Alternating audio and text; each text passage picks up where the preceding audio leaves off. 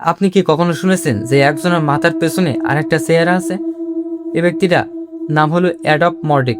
এই ঘটনাটা হলো 1800 সালের একটা ঘটনা। এই ব্যক্তিটার নাম হলো অ্যাডওয়াল্ড মর্ডিক।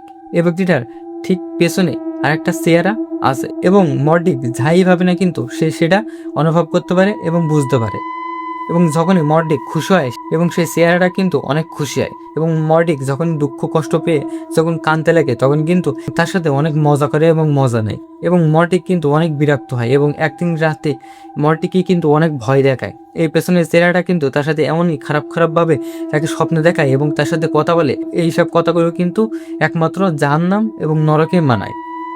এবং আস্তে আস্তে মর্ডিক একটা সিদ্ধান্ত নেয়, এভাবে তো চলা যায় না, এভাবে চলতে গেলে আমি নিজেই মারা যাব।